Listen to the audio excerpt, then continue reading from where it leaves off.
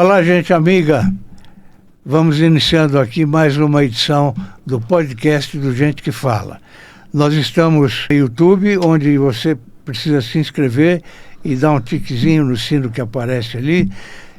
Instagram, Facebook e TV aberta, sempre às 17 horas.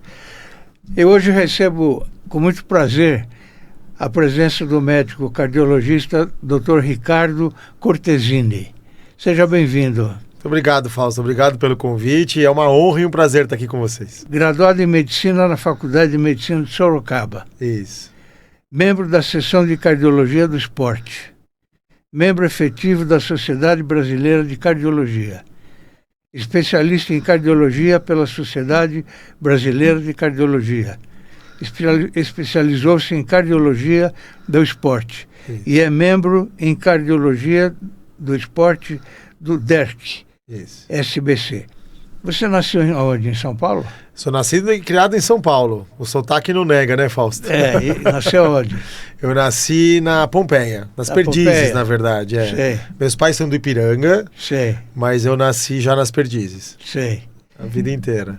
E tem boas lembranças da infância? Ah, deliciosa, né? Eu tive uma infância muito bacana, assim, aqui em São Paulo, e meus pais também tinham um apartamento no Guarujá, também tinha casa em Ibiúna, que é um sítiozinho lá, uma casa de campo, né? Não era sítio, né? Ibiúna é uma delícia. Uma delícia. É. Então foi uma infância bem gostosa, também tive bastante ao ar livre, com muitas crianças, muitos primos, então foi muito gostoso. Família grande, então. Família grande. Tem irmãos? Tenho uma irmã. Uma irmã. Uma irmã. E aí tenho, por parte de mãe, eu que tenho ninguém mais... mexa com a sua irmã. Que ninguém mexa com ela. Isso, assim desde sempre. É assim mesmo, assim mesmo. Olha, primeira pergunta para você. O coração dói? Só quem já foi apaixonado sabe que dói, né, Fausto? Mas só nesse sentido. Mas só nesse sentido. Na verdade, o infarto agudo do miocárdio, né, que é o infarto, ele vai causar dor, né? Porque você tem em um momento que o sangue para de fluir na artéria e isso gera dor. Mas tirando esses eventos, não é para doer. Né? Só esses eventos agudos mais graves é que fazem o coração doer. Caso contrário, não é para doer. E tem a dor no peito, né? É isso, que é a dor precordial que a gente chama, né? E aí vem uma curiosidade, Fausto. Sabia que aquela história daquela dor na região do precórdio, em aperto, né? Que todo mundo vê aquela foto, né? Fazendo assim. Sim. Ela é mais comum em homens. Porque nas mulheres o infarto mais comum é na boca do estômago. Ou até do lado direito. Então é diferente, né? Muitas vezes, então as pessoas falam assim, a dor não é nessa região tradicional, então não é infarto. Nem sempre, às vezes pode ser sim infarto. Né? Você estava me dizendo que tinha uma foto com a sua mãe, você auscultando o coração dela quando você era bem pequeno. Tinha 3 anos de idade, Infelizmente Fausto. não deu para... eu não encontrei, né? Mas tem a foto. Mas é uma vocação mesmo, então. É uma vocação. Desde criança. Eu acho, claro que não basta vocação, eu acho que tem que ter uma disponibilidade, também interesse e batalhar muito, mas desde criança eu queria ser médico. Essa foto diz muito para você? Muito, né? Essas fotos é a foto bem da minha infância, né? A gente tá falando da infância. Eu sou nascido em junho, né? Então eu fui nascido em mês de festa junina. E isso sempre foi uma coisa muito importante na minha família, né? Essas coisas das festas e da integração. Eu brinco que na minha casa, meu pai sempre falou, vocês podem viajar quando vocês quiserem, mas Natal e Páscoa é com a família. É isso mesmo. Mas toda vez que a gente tentou viajar fora de Natal e Páscoa, Réveillon, etc., ele trazia todo mundo para casa. Você é de família italiana? Eu sou família árabe por parte de pai, italiano e espanhol por parte de mãe. Todo mundo grita mistura, em casa. Hein? Tem ainda aqueles almoços aos domingos? Claro, isso é tradicional, né? Meu avô fazia muito churrasco, então todo domingo era na casa dele. Depois meu pai assumiu isso e hoje sou eu que faço e faço muita questão. Que beleza. É muito Parabéns, gostoso. Viu? Porque muita gente quer acabar com a família aí que a gente está assistindo lá. E eu acho que a base da sociedade, né, Fausto, a família é importante. E ainda mais, eu falo em medicina e também falo na questão social e que a gente vive hoje em dia, né? A família é a base de tudo, né? Alguns meios de comunicação da gente, que a gente vê aí diariamente, é para acabar com a família mesmo, infelizmente, né? Eu estou muito preocupado com isso, muito preocupado. E filhos? Tenho 2 filhos. 2 filhos. Já... Uma menina e um menino. Novinhos ainda? A menina tem 12 e o menino tem 2. Fez 2 agora. 2 anos. Ficou um período longo, de 10 anos. A menina do primeiro casamento. Sei. Aí eu me divorciei e agora o menino é do segundo casamento. Sei, perfeito. Olha, em que momento da sua graduação a cardiologia entrou em opção? Uma opção. Olha, Fausto, eu brinco que eu queria ser pediatra. Eu entrei na faculdade achando que eu ia fazer pediatria. Porque eu gostava muito de criança e achei que eu ia para pediatria mesmo, né? Mas durante a graduação, quando eu comecei a entrar no hospital e ver, eu me apaixonei pela cardiologia. Aquela coisa de você estar lá e a cardiologia é muito de momento também, né? De emergência. E você poder fazer a diferença naquele momento crítico, aquilo me apaixonou. Horário, médico não tem horário, principalmente cardiologista. Foi o que eu brinquei com você, né? Que eu acho que é uma filosofia de vida. Não tem horário. Se me ligar 9 da noite, 2 da manhã ou 7 da manhã, você tem que estar pronto. 24 horas ligado. 24 horas. Mas tira férias de vez em quando? Sim, a gente já está no momento da carreira que você consegue tirar férias, colocar outras pessoas para te ajudar, né? Mais organizado. Mas é filosofia de vida, né? Mesmo viajando, o celular ligado e você resolvendo os problemas. Olha, estudos mostram que a atividade física intensa pode desencadear eventos cardíacos adversos. Vamos falar um pouquinho sobre isso? Vamos, claro. Eu acho interessante porque a cardiologia do esporte, né? Então essa coisa da gente ver o coração adaptado à prática de exercício é muito importante. Porque você sabia, Fausto, que a atividade física ela evita você de morrer de várias doenças. A gente sabe que você praticar exercício de forma contínua e regular diminui a chance de câncer, diminui a chance de diabetes, de colesterol, de infarto, de derrame, de várias doenças. Então a atividade física é essencial. Existem alguns estudos que já mostram que até os 65 anos de idade, se você for medir a longevidade da pessoa, até onde ela vai chegar? É o coração que mede. Se o coração está saudável, ela vai chegar e vai bem. Depois dos 65 anos, o que mede a sua longevidade é a massa muscular que você tem. Então, se você conseguiu fazer uma poupança com atividade física e você tem uma boa massa muscular, quadril, coxa, panturrilha e etc., você vai ter uma longevidade maior. Mas é claro que tudo na vida que é feito em excesso também pode trazer alguns problemas, né? Então, o que esses estudos mostram é que aquelas pessoas que realizam atividade física de alta intensidade e muitas vezes não tem uma avaliação prévia do seu coração, então às vezes ela tem uma doença que ela não sabe, que é silenciosa, que ela não conhecia, e o fato dela fazer aquele esforço a mais pode mostrar, né, desencadear aquele probleminha que ela não conhecia. E isso sim pode ser um risco. Mesmo em caminhada? Mesmo em atividades físicas de leve a moderada, elas são menos Mas a caminhada acelerada... Mas a caminhada acelerada, se ele já tem uma placa no coração de gordura que ele não conhecia, ou tem uma doença genética, como a miocardiopatia hipertrófica, que está muito em voga, né? Que foi o caso do Serginho ou de outros atletas que faleceram, aí sim, a atividade física ela tem que ser regular. Mas isso eu falo, Fausto, para competitivo. Porque uma caminhada que você faz de 40 minutos em volta do quarteirão, no plano, isso não é, né? Não deveria trazer nenhum risco para a população. Pelo contrário, traz até benefício. Os jovens estão praticando esporte cada vez mais, né? Graças a Deus. Graças a Deus. E qual é a sua orientação para eles? Olha, eu digo que, como eu disse, né, a atividade física é essencial e deve ser sempre estimulada.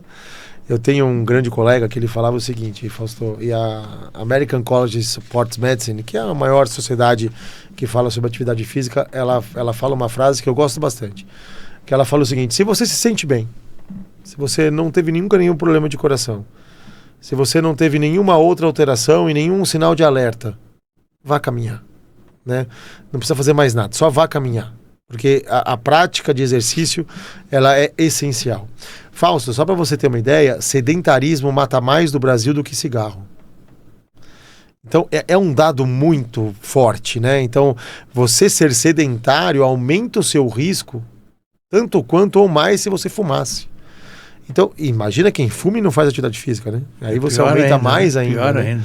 Então, é super importante que você estimule essa prática.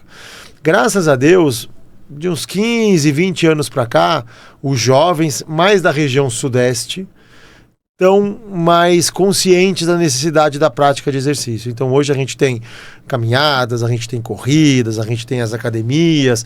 Então as pessoas estão se conscientizando um pouco mais sobre a necessidade da atividade física, o que é muito bom. Você pratica algum esporte? Eu pratico, eu fui judoca a vida inteira, Fausto. Aí eu me machuquei seriamente quando eu fui esquiar. Chegou a ser faixa preta? Não? Sou faixa preta. Olha. Aí eu fui esquiar numa viagem de amigos, né? A gente foi esquiar na Áustria, eu me machuquei, lesionei o joelho de uma forma bem importante. Aí hoje eu pedalo e eu tenho a minha clínica de medicina esportiva, né? Que eu treino lá na clínica de medicina esportiva. Que é na Bento de Andrade. Que é na Bento de Andrade. Que número é? 103. 103. Chama Instituto Reaction. Pertinho ali do Dr. Ivan Grava. Pertinho do Dr. Ivan e do Dr. Joaquim Grava, exatamente, Joaquim na mesma rua. Se encontram sempre, então, né? Sim, somos amigos. E esses suplementos estimulantes, o senhor você é a favor, contra? Nossa, isso é uma ótima pergunta. Você sabe, eu costumo falar para meus alunos que a palavra já diz, suplemento é para suplementar, não para substituir, né? Então eu acho que uma pessoa que pratica triatlo, uma pessoa que pratica maratona, ultramaratona, ciclismo de longas distâncias, então pode ser que essas pessoas realmente precisam suplementar, né? Porque o fato da alimentação do dia a dia não é o suficiente para dar toda a energia que essa precisa e não só energia, né? Mas todos os nutrientes que a pessoa precisa. Mas nós estamos numa onda de suplemento para quem faz academia 2 vezes por semana, 3 vezes por semana. Se a pessoa se alimenta bem, se ela tem uma alimentação equilibrada, ela não precisa fazer uso de suplementação. A suplementação é para realmente quem faz uma atividade física acima dos valores que ela consegue repor com a alimentação. O que nos preocupa bastante, Fausto, não é nem só os suplementos, são os energéticos, são os termogênicos e os anabolizantes, né? Então as pessoas acabam utilizando termogênicos, que são a base de efedrina, cafeína, taurina, que são substâncias que estimulam o coração. E essas muitas vezes podem trazer risco à saúde. Os anabolizantes em primeiro lugar, então. Sem dúvida nenhuma. A gente está numa onda de anabolizante, infelizmente, no país, que a gente tem que tomar bastante cuidado. Eu vejo as televisões fazerem campanha até contra isso, né? As sociedades estão fazendo também, né? Qual que é o problema do anabolizante, Fausto? Eu acho que a gente tem que orientar a população quanto a isso. O anabolizante é um hormônio, né? Então você está dando um hormônio e eu brinco que se eu pudesse só crescer o músculo que eu quisesse, quero crescer só o músculo do braço ou só o músculo do peitoral, tudo bem, né? Eu estaria muito bem de vida agora, né? Assim, porque eu poderia ser tão específico, mas não é. O anabolizante, ele vai fazer todos os músculos crescerem. Cérebro é músculo, coração é músculo, testículo é músculo, ovário é músculo, fígado é músculo. Então você vai crescer tudo, você vai estimular o crescimento de todos esses órgãos. Além disso, você produz e induz o crescimento de células cancerígenas também. Então o anabolizante, infelizmente, ele não deve ser indicado para pessoas saudáveis que não tenham problemas da produção de hormônio, apenas para fins estéticos, porque isso realmente traz um perigo muito sério à saúde. Que tipo de impacto cardiovascular você considera mais preocupante? Dos anabolizantes? A hipertrofia concêntrica do coração, então você faz o músculo do coração crescer.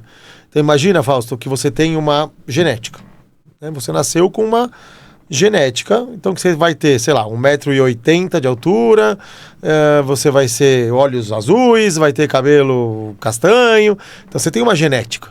E o seu coração, ele já tem uma genética pré-determinada. Aí, de repente, quando você faz esse uso desse hormônio, você está mudando a genética desse coração. Você está mudando a estrutura desse coração. Então, o maior medo que a gente tem é da hipertrofia. E aí vale a pena a gente explicar. O atleta, por exemplo, ele também vai ter uma hipertrofia no coração. O coração é um músculo como outro qualquer. Do mesmo jeito que eu entrar na academia e for treinar meu braço cresce. Se eu treinar meu coração, meu coração também cresce e fica mais forte. Isso é uma coisa boa. Mas a hipertrofia do atleta, ou de quem pratica atividade física, a gente chama de excêntrica. O que isso significa, Fausto? Cresce o músculo do coração, mas também cresce a cavidade. Cabe mais sangue dentro do coração. Então o coração vai bater mais forte e vai bater mais sangue, porque entra mais sangue no coração. O problema é que os indivíduos que utilizam anabolizante, ele vai ter uma hipertrofia concêntrica. O músculo do coração cresce para dentro. Então, além de crescer o músculo, ele diminui a cavidade, diminui a área onde o sangue entra. E isso você está forçando o seu coração. Então, muitas vezes, o músculo fica tão grande que o sangue não consegue entrar de forma correta e você faz necroses, fibroses nesse coração. E essas pessoas têm mais tendência a ter arritmias, por exemplo, que é a principal causa de morte nesse grupo. Qual é a diferença entre o coração do atleta e de uma pessoa comum? O coração do atleta é um coração que a gente chama de adaptado. Então ele é um coração maior, ele fica grande, mas é como eu falei, ele hipertrofia o músculo fica maior, mas a cavidade também cresce. Então ele cresce proporcionalmente, vamos dizer assim. E esse coração fica mais forte. Então você tem dilatação das câmeras, tanto do ventrículo esquerdo como do ventrículo direito. Pode ter também do átrio esquerdo, do átrio direito e até da aorta, que é o vaso que sai do coração. Então esse coração fica um coração maior e com uma maior efetividade. Ele é um coração que bate mais forte, ele ejeta mais sangue. Então ele é um coração mais adaptado. Algumas coisas também são interessantes. Por exemplo, atletas como maratonistas, eles têm uma frequência cardíaca média de 50, 55, 60, enquanto a população geral é entre 70 e 100, 80 e 100. Esses atletas chegam a ter 50 de frequência. E isso não é uma doença. O que é isso? O coração é tão forte que ele não precisa bater tão rápido. Então vamos extrapolar, só para dar um exemplo. O coração tem que bater 10 litros por minuto. Ou ele bate 10 vezes de 1 litro, ou ele bate 100 vezes de 100 ml. O coração do atleta é tão forte que ele bate mais devagar. Então você vai ver pessoas que são atletas ou que praticam atividade física conversando com uma frequência cardíaca de 50, 45, 48, né? E isso isso é um benefício. É um coração mais forte, ele não precisa bater tão rápido. De vez em quando a gente vê, sabe, ou fica sabendo de um ou outro jogador de futebol, por exemplo, que morre no campo mesmo de futebol. Isso aconteceu muito, né? A gente tem alguns casos, né? Tem o Serginho. Casos famosos. Casos famosos. A gente teve aquele jogador agora do Uruguai que morreu no jogo do São Paulo, né? A gente teve até jogadores de basquete. O Red Lewis morreu em quadra também na NBA. A gente tem vários casos. O que acontece? Esses atletas, normalmente, a atividade física, como eu falei, ela traz um benefício enorme para a sua qualidade de vida. O problema é quando você tem alguma doença que você não conhece, e aí a atividade física ela pode ser um gatilho para um evento cardiovascular, para um desmaio, até para uma morte súbita. A maioria dos casos, em indivíduos abaixo de 35 anos, a principal causa de morte durante o esporte é a miocardiopatia hipertrófica. Que ela é uma doença genética, que ela tem um desarranjo do músculo do coração, e aí o coração ele começa a hipertrofiar, ele começa a crescer de forma desordenada. E isso faz com que ele tenha áreas de fibrose. E isso, quando você vai fazer atividade física, que você estimula a adrenalina, você vai correr, você vai jogar, você aumenta a adrenalina. E isso, como você tem áreas de fibrose, isso pode causar as arritmias. E essa é a principal causa de morte em atletas abaixo de 35 anos. Existem outras, como a cardiomiopatia ritmogênica do ventrículo direito. É uma doença genética também, em que o ventrículo direito, o músculo é substituído por gordura. E isso faz com que tenha maior risco de arritmia, muito comum numa região da Itália. Então essa também é uma causa importante de morte em atletas, né? E existem outras, como a miocardite, que é uma infecção isso está crescendo muito depois do Covid, Fausto, que é uma infecção que você tinha no pulmão, na garganta, em algum outro lugar, e ela vai para o coração. E às vezes no coração ela fica incubada por 1 ou 2 meses. E aí quando você vai praticar atividade física, você também faz essas fibroses no coração por causa dessa infecção que você teve. E isso também pode ser um risco de morte nesses atletas. Olha aí. É preciso se cuidar sempre, não? E é por isso que é super importante você visitar o seu cardiologista regularmente. Mesmo que você faça atividade física, e isso é bom, você tem que visitar, fazer uns exames. Se você nunca fez exame cardiológico na vida e vai começar uma prática de atividade física mais intensa, é importante que você passe em consulta, que você faça uma avaliação, porque às vezes são doenças genéticas que você não sabia que na sua família, que você tinha na família ou que você tem. E muitas vezes, em 99% das vezes, os exames pegam essas alterações e a gente consegue orientar os pacientes de uma maneira melhor. Planejamento cardiovascular específico. Que exames e cuidados você considera indispensáveis nesse processo? Primeiro, consulta e exame físico. Né? Então é super importante que você passe num médico e ele te examine e conheça o seu histórico. Abaixo de 35 anos, o que a sociedade diz, que a gente acredita? Um eletrocardiograma, no mínimo, é o suficiente para a gente poder avaliar esses indivíduos. Se você não teve nenhum, se você não tem histórico na família, se você não tem queixa, se você não tem outras doenças associadas, um eletrocardiograma é o suficiente. Agora, se você tem fatores de risco, como hipertensão e diabetes, ou fuma, ou tem colesterol, ou alguém da família já morreu de coração, aí você começa a agregar outros exames para avaliar esse indivíduo que quer iniciar uma atividade física. Aí entra o teste ergométrico, que é o exame do esforço. Então você está vendo como que o coração e o corpo se comportam durante o exercício físico. Então o teste ergométrico muitas vezes é essencial. É aquele da esteira, né? É o exame da esteira. Aí tem o ecocardiograma, que muitas vezes a gente também utiliza, que é o ultrassom do coração. Então eu estou vendo o tamanho, a força, a válvula, como o coração funciona. Em pacientes de maior risco, que já tem algum histórico, já tem fatores de risco, muitas vezes a gente também utiliza a angiotomografia de coronária, para poder ver se não tem placas de gordura no coração. Porque como eu falei, Fausto, abaixo dos 35 anos é doença genética. Após os 35 anos, o mais comum é a doença arterial coronariana, o infarto agudo do miocárdio, que é a placa de gordura no coração, né? Que é muitas vezes uma causa adquirida, né? Que, por estilo de vida, tem história genética, tem outras coisas, mas aí acima dos 35 anos, mais comum é o infarto, então você tem que pesquisar. Você já teve algum caso de transplante, que necessitou transplante de coração? Não? Já tivemos casos de indivíduos que precisaram de transplante.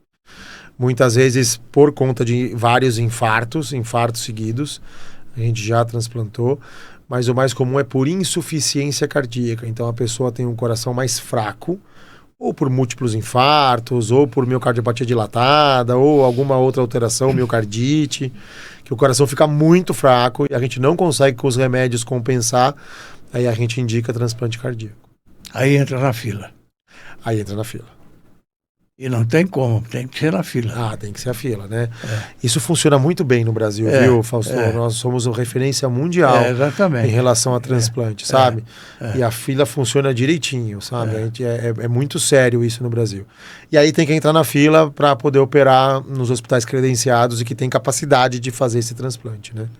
No caso de emergência, por exemplo, emergência mesmo, não tem como passar na frente de ninguém, mesmo que seja emergência. Então, a fila, ela já predispõe isso, né? A fila já é montada para isso. Então, tem a fila e tem os casos urgenciados. Esses passam na frente da fila.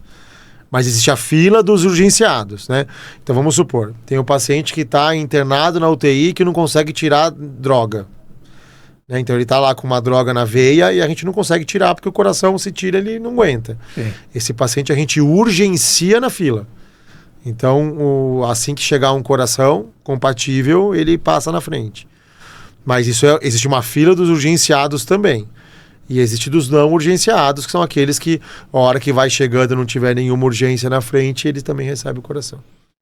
O doador, ele pode ser doador até quantos anos de vida? Para doar? Para doar. Normalmente depende. de alguns fatores, né? A idade é um deles, se eu não me engano, eu não vou lembrar agora de cabeça, viu, Fausto? Mas acho que 65 anos. Mas ele não pode ter diabetes, e o coração tem que ser um coração saudável e etc. E o receptor também, né? Então o receptor tem alguns critérios que ele precisa preencher para poder receber esse coração. Então, por exemplo, a gente viu muito a questão da bebida alcoólica. Se o paciente é alcoólatra, ele não vai receber, porque é uma contraindicação relativa.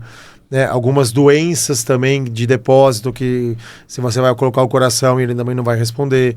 Então, existem alguns critérios que ele tem que preencher.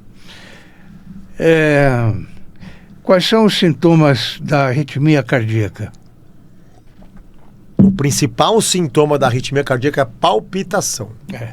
Você sentiu aquele coração descompassado, né? Esse é o principal sintoma. Agora, existem outros, né? Cansaço é um deles, né? Então, desmaio pode ser um sintoma de arritmia cardíaca, mas palpitação, sem dúvida, é o principal. Aí procurar o médico o mais rápido possível. Importante, né? Existem as arritmias benignas que a gente fala, né? Que são aquelas arritmias que não vão causar nenhum problema. Atletas têm muitas arritmias pelo fato de fazer atividade física, e elas são boas, boazinhas, né? A gente brinca. Elas não vão trazer maiores riscos, mas existem arritmias que são bem graves e que devem sim ser procuradas exaustivamente. Eu brinco que exaustivamente, Fausto. Se você tem uma arritmia chamada taquicardia ventricular não sustentada, que é quando o coração tem uma arritmia que pode ser grave, você tem que procurar da onde vem de forma exaustiva, né? Fazer todos os exames necessários para entender da onde está vindo e como tratar. Isso é super importante. Qual é a sua opinião sobre o SUS? Sobre o SUS? É um exemplo, né? O SUS, ele é... Eu posso dizer que ele é o sistema de saúde mais bem bolado, inclusivo e democrático do mundo. Isso sem dúvida nenhuma. Né? Aqui não importa qual a sua idade, não importa qual a sua classe social, não importa se você trabalha ou não, não importa nem se você é brasileiro. Se você precisa, você vai ser atendido em uma das unidades básicas de saúde do SUS. Então ele é o mais democrático que existe no planeta, é o nosso Sistema Único de Saúde.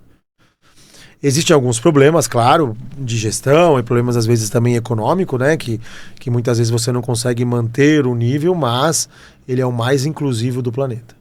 Sem dúvida nenhuma. Eu gosto muito do SUS, viu, Fausto? Eu já precisei de medicação de alto custo e não tive problema nenhum. Está funcionando muito bem em São Paulo. O médico fez a receita. Isso. Eu fui ao SUS. Fui logo atendido por causa da idade. Sim. Tem isso também. Claro. E achei uma facilidade incrível. Eu gosto do SUS. O SUS, eu acho que ele, como eu falei, ele é democrático e universal. Olha que bacana, você vai ter... Qual que é a ideia do SUS, Fausto? É você ter uma unidade básica de saúde a cada região da cidade, que vai fazer aqueles atendimentos mais simples, né? Tô com gripe, ou tô com cansaço. Sim. Depois você tem o serviço secundário, que é as especialidades. Então você passou na unidade básica de saúde, o médico achou que você tem um problema mais sério, que você precisa de um cardiologista, aí você vai para a unidade secundária de saúde, né? Que é uma unidade mais especializada. E depois você tem o terciário, que são os grandes hospitais. Que aí você tem emergência, você tem cirurgias, você tem os tratamentos mais específicos. Então essa divisão, ela é maravilhosa. O problema é que muitas vezes, isso funciona, São Paulo, Sudeste, está funcionando bem, mas muitas vezes você vai ter unidade de saúde que não tem médico ou que não tem uma estrutura porque não foi investido dinheiro. Então tem alguns problemas pontuais por questão de gestão e questão financeira, né? Mas a ideia no papel e em abrangência, ela é maravilhosa. Então você vai atender perto da sua casa quando for caso simples. Quando você precisa de uma especialidade, você pega esse paciente e joga para a unidade secundária que vai ter os especialistas. E aí, se são casos mais graves ou emergências, você vai para o hospital de maior porte. O cansaço também é um sinal, né? Cansaço é um sinal de inúmeras doenças, né? A dispneia e o cansaço pode ser problema de coração, pode ser problema de pulmão, pode ser diabetes, pode ser arritmia, pode ser problema muscular. Então, são várias doenças que podem evoluir com dispneia. Mas o que eu digo é o seguinte, Fausto, ninguém conhece o seu corpo mais do que você mesmo. Então, se você percebe que tem um negócio que está diferente do habitual, é importante que você vá procurar, que você vá ver, né? Claro. Porque ninguém conhece o seu corpo melhor do que você. Né? Então, eu falo isso para os alunos, e eu brinco bastante com isso, que eu falo assim, pergunte para o paciente. Parece uma questão básica, mas é verdade, converse com o seu paciente. Eu falo que você tem que ser o melhor amigo do seu paciente. Ele tem que ter uma confiança em você para te contar o que ele não fala para o padre. Porque isso é importante. Porque qualquer coisa é importante. Então, quando eu estou fazendo minha anamnese, meu atendimento médico, tudo que você me disser, Fausto, é importante. Porque eu posso saber que, isso tá mais compatível com isso, com aquilo. Que você tá tomando. Os remédios que você toma, o que você sente, o seu histórico, o que você fez de errado, o que você fez de certo, qual é o histórico da sua família. Porque tudo é um quebra-cabeça que a gente tem que montar para saber o que está acontecendo, né? Sim. Então isso é essencial. Os sintomas de insuficiência cardíaca surgem gradualmente, pode levar dias e meses ou até anos. É isso? Hoje eu falo o seguinte, que graças a Deus no Brasil, o infarto agudo do miocárdio não mata mais tanto, tá caindo, tá sempre em queda, né? Por algumas ações. Então as pessoas estão mais conscientes, né? A gente está tratando melhor o infarto. O infarto, a gente tem as unidades de cateterismo em São Paulo, que você pega, vai rápido. Então hoje as pessoas morrem muito menos de infarto, porque a gente está sabendo tratar, né? Já a insuficiência cardíaca, hoje, é o que mais mata no país em relação ao coração, né? Porque a insuficiência cardíaca é a falência da bomba. O coração bate fraco.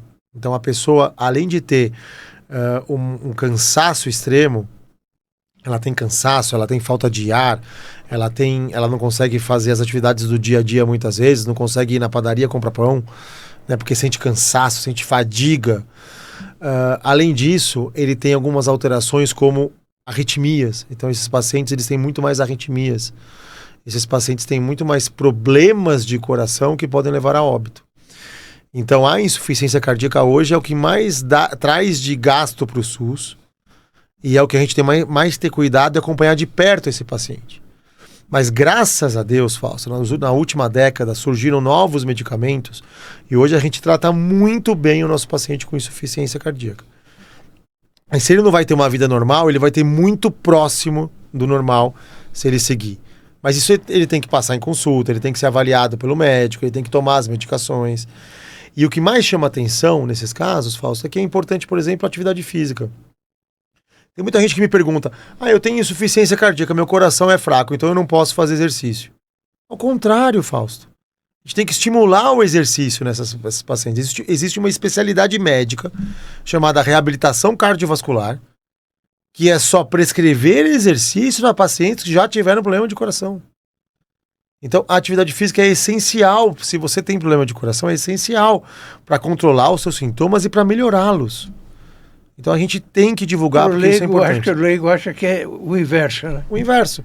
Eu tenho problema de coração, então eu tenho que ficar quietinho em casa, deitado, assistindo televisão. Não!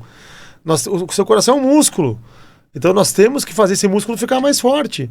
Mesmo que você tenha perdido uma parte, mesmo que uma parte não esteja funcionando da forma que deveria, a gente consegue compensar com as outras, né? Então é super importante que a gente incentive.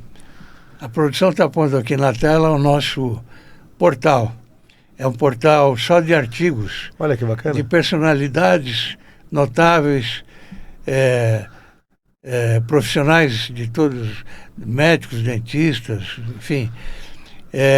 Eu deixo aqui um convite para você, a hora que quiser escrever, o seu artigo será publicado com muito prazer. Conte comigo, olha que prazer. Falar do coração sempre é bom, né? Sempre bom.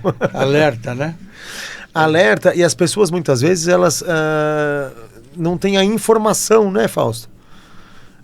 Você como jornalista, né, você mexe com isso a vida inteira, mas como a informação é importante, a informação salva vidas, Fausto. Salva mesmo. Então, se você conhece, se você tem o conhecimento, se você sabe o que você tem que fazer, se você sabe quem você tem que procurar, Ou muitas vezes você sabe que aquilo que você está sentindo pode sim ser um problema. Então a informação salva vidas, né? Então é super importante, esse serviço que vocês prestam à população é essencial, a gente tem que divulgar. Eu tive um amigo jornalista que estava dirigindo sozinho no carro e começou a sentir uma coisa diferente no peito, né? E aí o braço começou a adormecer, ele entrou direto no Dante Pazzanese. Entrou direto lá. E falou, estou precisando de ajuda. E aí, claro, ele foi imediatamente socorrido. Trabalhei 15 anos no Dante Pazzanese, Fausto. É um hospital do SUS, maravilhoso, com uma estrutura fantástica. E que hoje no Dante Pazzanese, acredito que alguns, como o INCOR também, né, que são hospitais também do SUS, que eles têm uma estrutura que eles não perdem para nenhum hospital do mundo. Em tecnologia, em qualidade profissional, em atendimento. A população de São Paulo está muito bem servida com Dante Pazzanese e INCOR, quando eu estou falando do SUS. Sim, sem dúvida nenhuma. Eu tive uma pessoa conhecida que fez uma cirurgia no INCOR, mas infelizmente ela pegou uma infecção. Aí, depois da cirurgia, ela ficou mais 2 meses lá. Eles não liberam de jeito nenhum, enquanto não acabar com isso é muito sério, com a infecção, né? São hospitais muito sérios, então só vai ser liberado quando o paciente tiver realmente condição. Né? Isso é importante. A população pode ter confiança. E outra, a gente tem hospitais particulares também, né, Fausto? Que estão entre os melhores do mundo. Sim, né? Sim. Então, o Hospital do Coração é um dos melhores do mundo em relação ao coração. O Sírio-Libanês, o Einstein, todos eles têm uma capacidade impressionante, né? Então vale muito a pena. Que quando a corda aperta, o pessoal corre para São Paulo, né? Não é? Exatamente. Existe uma piada que o melhor hospital de alguns estados é a ponte aérea, né? Ponte aérea. Falo muito isso. Que é para São Paulo, é lá que eu vou ser curado. Sim, mas graças a Deus, hoje no Brasil já tem hospitais de excelência em vários estados, né? Então, quando você vai ver Porto Alegre, Rio de Janeiro, Belo Horizonte, Recife tem hospitais maravilhosos, Salvador, hospitais maravilhosos. Então, hoje, graças a Deus, a gente já disseminou. Sim. Então, acho que há 30, 40 anos atrás, São Paulo era uma referência, mas hoje muitos hospitais já são de excelente qualidade, principalmente em cardiologia. Ribeirão Preto, maravilhoso. Rio Preto tem um hospital maravilhoso. Então, Santos tem hospital, Sorocaba tem hospital, Campinas, eu fiz minha formação de cardiologia na Unicamp, né? Então, Campinas tem hospitais maravilhosos, ou seja, a gente já está bem servido, né? Sem dúvida nenhuma. Tem bons hospitais em todos os estados. Eu me lembro que antigamente a pessoa, quando tinha problemas de visão, procurava médicos lá em Campinas. Verdade. Não sei se... Existe um hospital especializado em Campinas só de oftalmo. Tem um em Sorocaba que é muito famoso também para transplante de córnea. Então, tem hospitais no interior, principalmente no interior de São Paulo, que tem hospitais de excelente qualidade, tão bons quanto os nossos aqui, na capital, né?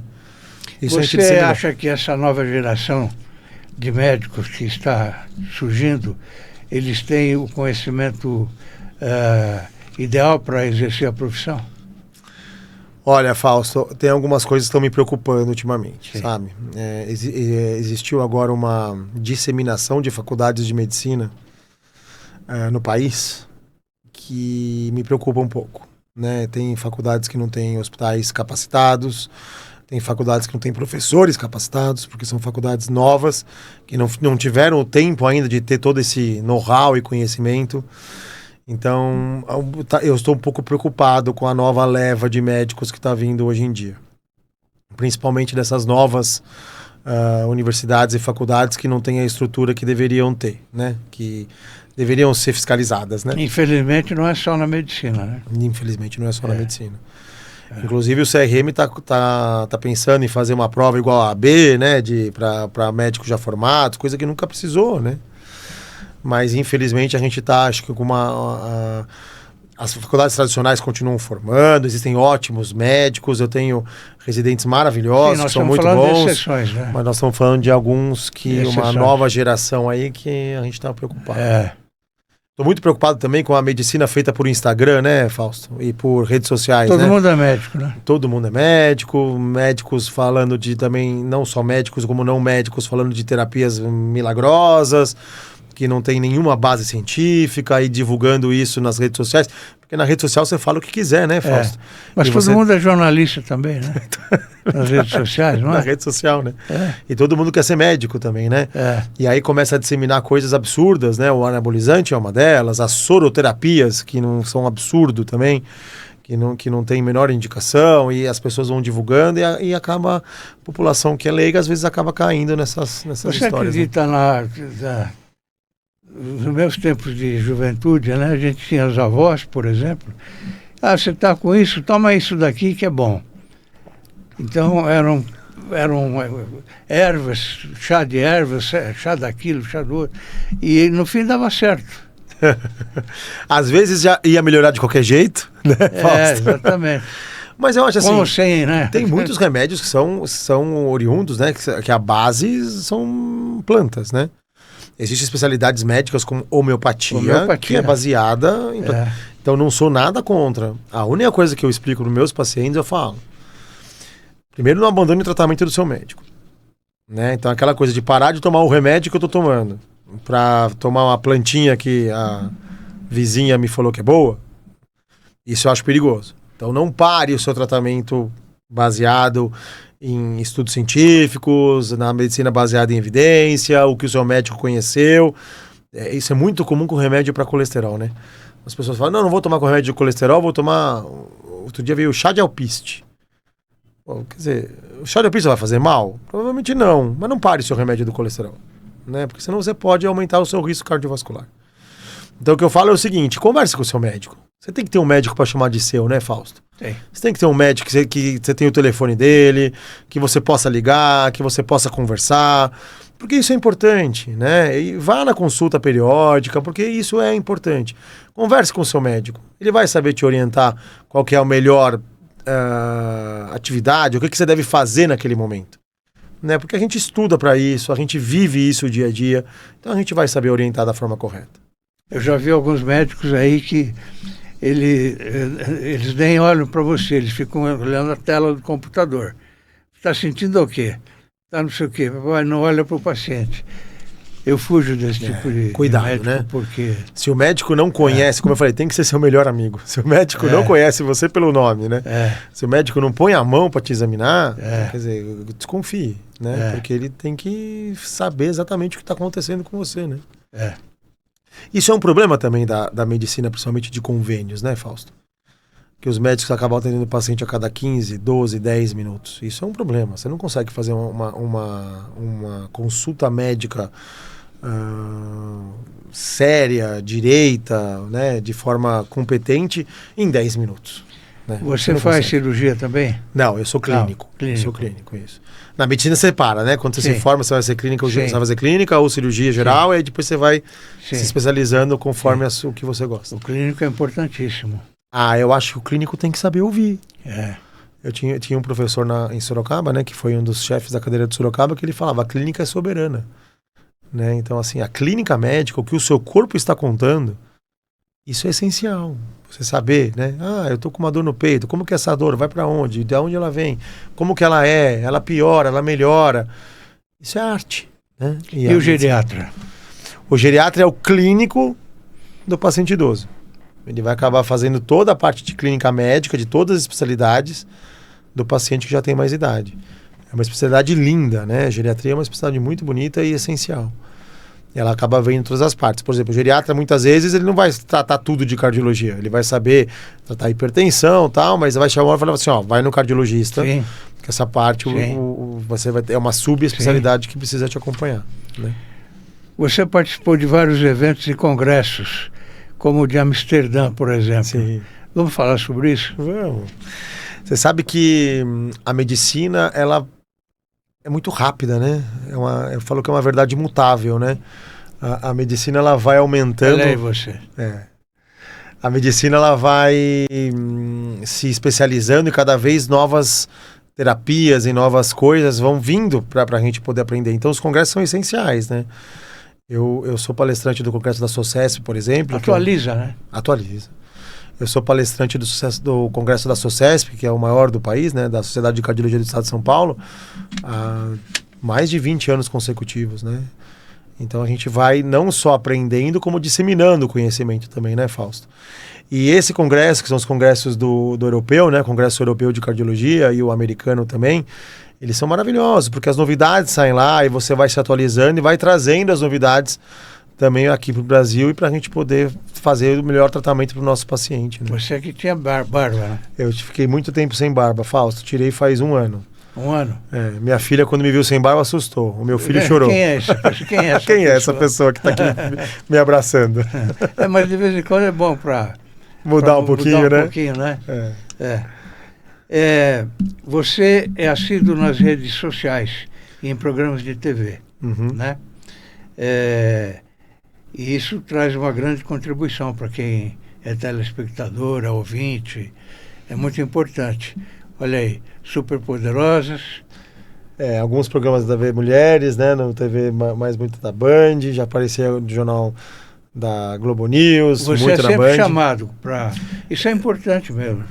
Eu acho que é essencial, né, Fausto? Você poder orientar a população, né? Porque muitas vezes eu tenho meu consultório, claro, eu tenho meus pacientes, mas muitas vezes você tem que expandir, né? Você tem que orientar, tentar trazer benefício para a população em geral, né, Fausto? Também tem que dizer, olha, eu estou aqui, né? Também, e se mostrar disponível, né? Sem dúvida nenhuma. Então, eu gosto bastante, eu falo bastante sobre cardiologia, sobre estilo de vida, sobre atividade física, e eu acho que isso traz uma orientação, né? Ou pelo menos um alerta. Se eu conseguir fazer com que o telespectador, que a pessoa que está nos ouvindo agora, pense nisso, pense na sua saúde, pense no seu coração, pense que ela pode ter atitudes que vão melhorar a qualidade de vida e, por que não, a quantidade de vida, meu trabalho já foi bem feito, né? Se eu puder fazer as pessoas pensarem nisso, eu já fico feliz. Você faz palestras também? Também faço palestras. A gente não para, né, Fausto? A gente tem que fazer tudo, né? Normalmente, onde são essas palestras? Eu faço palestras aqui em São Paulo bastante, então a gente vai orientando, né? Eu faço muita aula para médicos, né? Médicos já formados, mas também já fiz palestras para a população geral. Teve um ano, quando foi a Copa do Mundo aqui no Brasil, eu fiz uma palestra para a FIFA. A gente fez uma palestra também para as pessoas entenderem, né, os riscos da atividade física, como morte súbita, etc. Então eu faço palestras em geral. Eu fiz muita palestra sobre qualidade de vida, fiz muita palestra em empresas. Olha que interessante, Fausto. Eu fiz uma palestra uma vez numa empresa, não vou falar o nome aqui porque eu não fui autorizado, mas que a gente foi avaliar dentro da empresa como que era a saúde do funcionário. Então eu peguei lá, 43% daquela empresa tinha funcionários acima do peso. 70% dos funcionários da empresa eram sedentários. E a gente media colesterol e diabetes também. E a gente vinha e tinha uma altíssima taxa de hipertenso, diabético e de colesterol. E aí eu entreguei claro que eu não divulguei o nome das pessoas, mas eu entreguei essa porcentagem para a empresa e falei, olha, vocês têm que fazer alguma coisa. Porque vocês vão perder paciência, vocês vão perder... E não estou falando não só de perder vidas, eu estou falando para a própria empresa é ruim. O funcionário vai faltar, o funcionário vai ficar internado. Quanto vai gastar de plano de saúde? Né? E a empresa implementou sistemas, e a gente ajuda nisso, implementar sistemas para melhorar a qualidade de vida, melhorar a alimentação no refeitório da empresa, fazer os indivíduos fazerem atividade física. Teve empresas que fizeram grupos de corrida, estimulavam os funcionários a fazer corrida. Então tinha um educador físico lá disposto, preparado para iniciar um treinamento para quem quisesse na empresa. E isso é maravilhoso, né? Esse trabalho você continua fazendo? A gente está disponível para fazer, sim. Sim, é muito bacana. E importantíssimo, né? Importantíssimo, importantíssimo. Não só individualmente, né, Fausto? Fazer no coletivo, não só no paciente que vai no meu consultório, mas fazer a parte coletiva, fazer a prevenção de doenças cardiovasculares, ainda é a doença que mais mata no Brasil e no mundo. Né? E muita gente não vai ao médico e diz, isso aqui passa logo, isso aqui não é nada. E tal, de repente... Que é o maior perigo, né? Que é o maior perigo.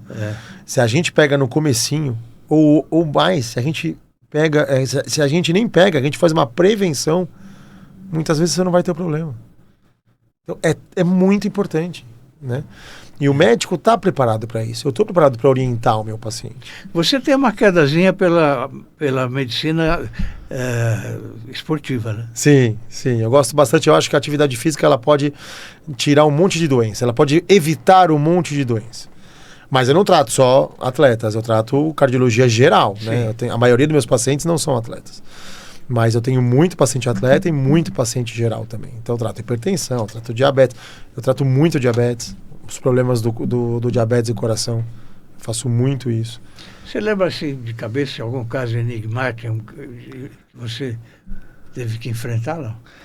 Alguns, né? A gente já teve casos interessantes, né? Eu tive casos de atletas, por exemplo, não vou citar o nome porque também não foi autorizado, mas eu acompanhei, por exemplo, atleta, que isso me chama bastante atenção, que teve uma arritmia que falaram assim, você não vai mais fazer esporte na vida. E aí ele veio nos procurar, a gente fez o tratamento, acompanhamos eles por 6 meses a 2 anos.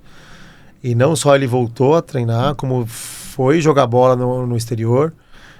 Foi até convocado para a seleção brasileira, se eu não me engano. E graças a Deus não aconteceu nada, ele está super bem, né? Mas tem vários casos, né? Tem casos também de pacientes, por exemplo, que vieram com... Isso é uma paciente que chama muita atenção, está comigo até hoje, que ela veio com uma pressão de 24/16.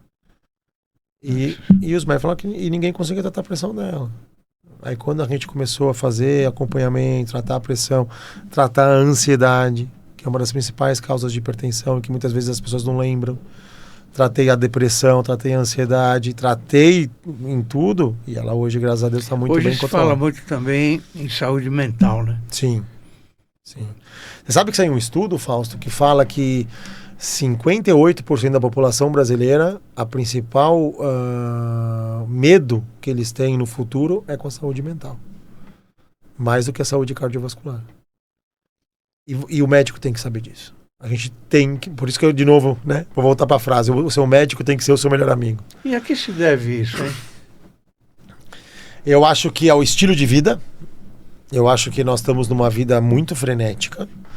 Então, essa coisa dessa ansiedade o tempo todo, dessa cobrança o tempo todo, de você ter que vencer na vida o tempo todo. Se a pessoa já tem alguma alteração, ela acaba se... Vai vencer o boleto, não tem Vai vencer dinheiro, o boleto não amanhã, não tem dinheiro. Né? E as exigências do dia a dia, eu acho que isso sim.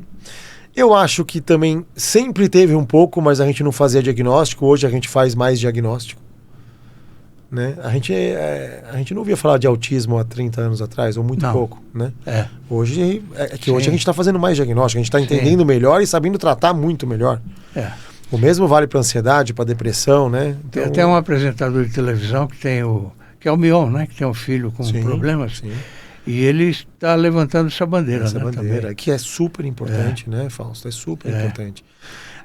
Para a gente evitar discriminação, porque muitos autistas são extremamente inteligentes.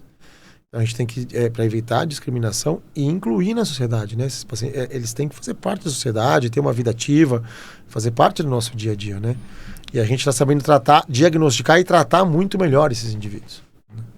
Eu, durante a minha vida, eu tive a oportunidade de ser secretário de esportes do Estado e da Prefeitura. Olha que bacana. Mas na Prefeitura, que é ali na Ibirapuera... Sim, no Centro Olímpico, né? Centro Olímpico.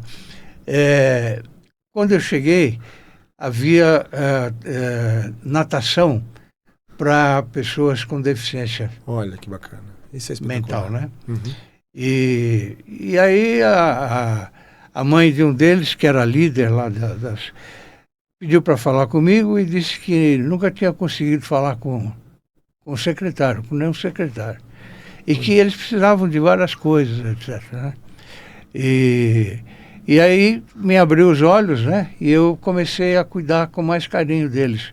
Fazia reuniões e isso é importante também, né? Isso é importantíssimo. E olha, são campeões de... Lá tinha vários campeões de natação. Isso. Tanto que o Brasil é uma potência paralímpica, né? Sim, é uma também por causa disso. E como é importante a gente mostrar que essas deficiências que as pessoas apresentaram na vida, elas não são limitantes para ter uma vida normal, ou para ter uma vida saudável, uma vida produtiva, né?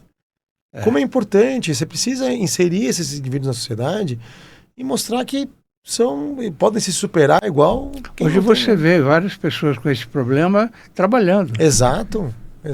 E fazendo as funções do dia a dia, ganhando seu dinheirinho. E fazendo a coisa certinha. Exato. Produzindo para a sociedade, isso é essencial. E medidas como essa têm que ser estimuladas, sim. Sempre. Você conheceu bem o Centro Olímpico lá da Secretaria? Eu conheci o Centro Olímpico, sim. É um belo centro, né? É um belo centro. Dr. Cláudio Batista, se estiver nos ouvindo, um grande abraço. Foi durante muito tempo também um coordenador lá da parte de cardiologia. A gente conhece bastante gente que trabalhou lá. E é muito sério, né, Fausto? É um lugar sério, um lugar bem desenvolvido, um lugar com bastante estrutura e que deu vários campeões nossos, né? E ali tem um diretor específico, né? Sim. É uma diretoria que cuida daquilo. Né? Sim.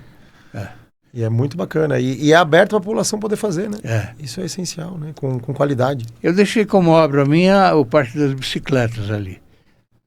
Olha que bacana, não sabia, Fausto. Maravilhoso.